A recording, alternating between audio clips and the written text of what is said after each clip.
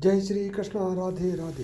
प्रिय दोस्तों, आज के इस वीडियो में हम आपको बताएंगे कि महिलाओं को, खास तौर से शादीशुदा महिलाओं को, ये 5 गहने कभी भी नहीं पहनने चाहिए, वरना इससे आपके पति को कष्ट उठाने पड़ते हैं।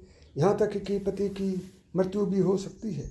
साथ ही हम आपको बताएंगे कि वो कौन सी गलती महिलाएं आमतौर पर करती हैं जिसके कारण पति की बर्बादी तय है।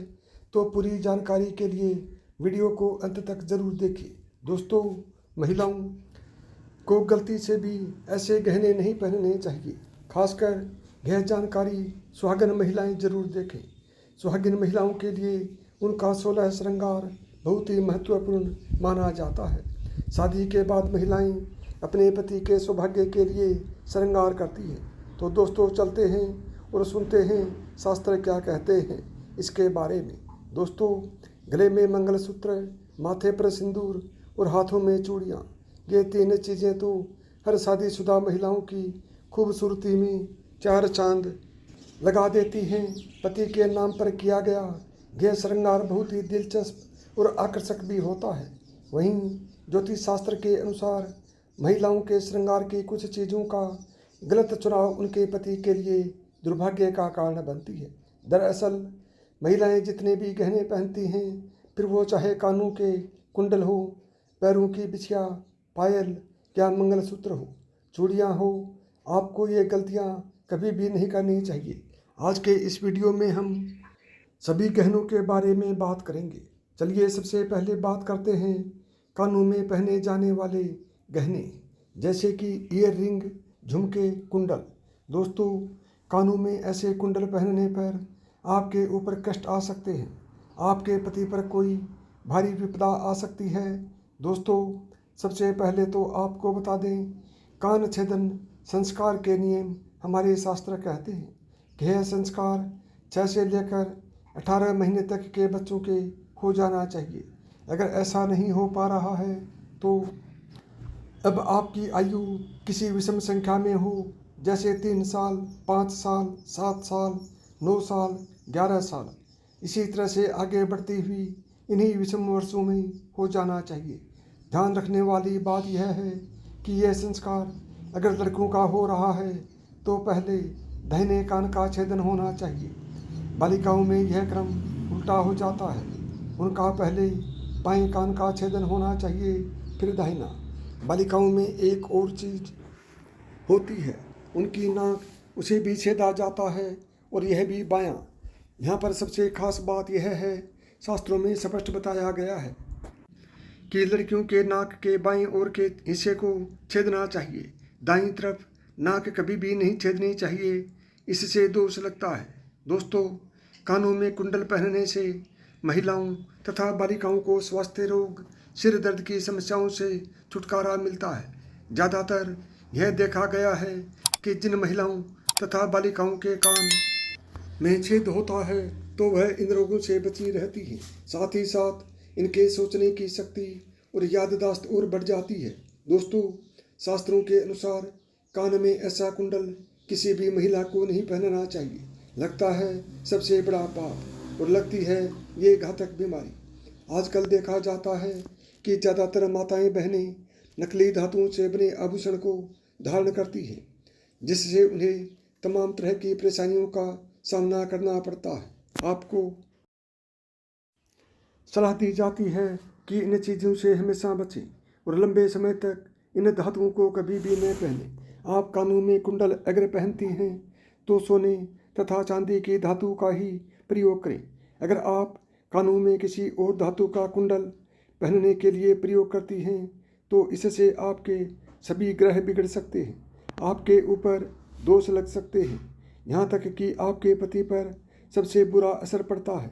किसी और धातु को कान में डालने से कैंसर जैसी घातक बीमारी भी हो सकती है, इसलिए सावधान रहें। दोस्तों, अगर आप कान में सोने या चांदी के कुंडल नहीं डाल सकते हैं तो ऐसे में आप अपने कानों में नीम की डंडियां डाल सकते हैं। आपने अपने घर में बड़े बुजुर्गों को, नानी दादी को कहते भी सुना होगा कि कभी भी खाली कान नहीं रहना चाहिए। कान में अगर आप कुछ न डालना चाहें तो नीम की डंडियाँ जरूर डाल कर रखें। दोस्तों, शादीशुदा महिलाएं सावधान रहें, नहीं तो आपके घर में अनर्थ हो जाएगा। शास्त्रों के अनुसार व्यक्ति पर सबसे भारी दोष तब लगते हैं जब वो किसी पराये व्यक्ति की चीज़ का इस्तेमाल करें। इसलिए सुहागन महिलाएं कभी भी किसी और के कुंडल अपने कानों में न डालें, अन्यथा आपका वैवाहिक जीवन खराब हो सकता है, उसका दोष आपके ऊपर आ सकता है। ऐसे में आपको मंगलसूत्र भी किसी और का इस्तेमाल नहीं करना चाहिए, नहीं तो बुरे परिणाम आपको झेलने पड़ सकते हैं। इसलिए आपका वैवाहिक जीवन कभी खराब न हो तो आप यह सावधानी जरूर बरतें। दोस्तों, विवाहित महिलाएं पैरों के बीच की 3 उंगलियों के में बिछिया पहनती हैं। यह गहना सिर्फ आज श्रृंगार की वस्तु नहीं है। बिछिया शास्त्रीय दृष्टिकोण से जितना जरूरी है उतना ही वैज्ञानिक दृष्टिकोण से भी अच्छा है, क्योंकि यह साइंटिफिकली अप्रूवन है कि दोनों पैरों में बिछिया पहनने से महिलाओं का हार्मोनल सिस्टम सही रूप से कार्य करता है। बिछिया पहनने से थायराइड की संभावना कम हो जाती है, गर्भाशय में समुचित रक्त संचार प्रवाहित करती है। दोस्तों, आजकल के बदलते फैशन के चक्कर में लोग इन सब चीज़ों को पहनने से शर्माते हैं, लेकिन आपको तो प्राउड से पहननी चाहिए। कोई अगर आपको टोके तो उसे प्राउड से बताइए कि कितने इसके फायदे हैं साइंटिफिकली। और साथ ही दोस्तों, शास्त्रों की अगर बात करें तो बिछिया पहनना बहुत ही ज़्यादा जरूरी है, वरना इसका असर आपके पति की आयु पर पड़ता है। इसलिए यह गलती आप न करें। चलिए अब आपको बता दें कि कैसी बिछिया आपके लिए अच्छी है और कैसी बिछिया आपको नहीं पहननी है। दोस्तों, सोने के आभूषण तो कभी भी कमर के नीचे नहीं पहनने चाहिए। यह हमने आपको पहले भी बहुत बार बताया हुआ है। साथ ही इस बात का ख्याल आप रखें कि कभी भी आपको ढीली बिछिया जो आपके पैर से निकल रही हो, बार बार ऐसी बिछिया नहीं पहननी चाहिए, क्योंकि माना जाता है कि इससे पति पर कष्ट बढ़ते हैं। तो अगर ऐसी बिछिया आप पहनती हैं तो अच्छा होगा कि इसे तुरंत आप बदल लें। और वैसे भी दोस्तों, ढीली बिछिया गुम होने का भी डर रहता है, हो सकता है निकल कर कहीं गिर जाए, तो ऐसा बिल्कुल भी शुभ नहीं होता है। जब अगर आपकी बिछिया गुम हो जाती है तो ऐसे में माँ लक्ष्मी नाराज हो जाती है, जिसका सीधा असर आपके घर की आर्थिक स्थिति पर पड़ता है और आपके पति को भी कारोबार में दिक्कतें उठानी पड़ती हैं। तो इसलिए आप सावधान रहें, यह गलती न करें। चलिए अब आपको बता दें कि कैसी बिछिया अच्छी है। तो दोस्तों, पैरों में हमेशा चांदी की बिछिया पहनें, और यह बिछिया अगर मछली के आकार की हो तो सबसे असरदार मानी जाती है। मछली का आकार मतलब बीच में गोलाकार और आगे पीछे नोकदार सी और घुंघरू वाली बिछिया पहनेंगे तो माना जाता है कि इससे माँ लक्ष्मी अति प्रसन्न होती है।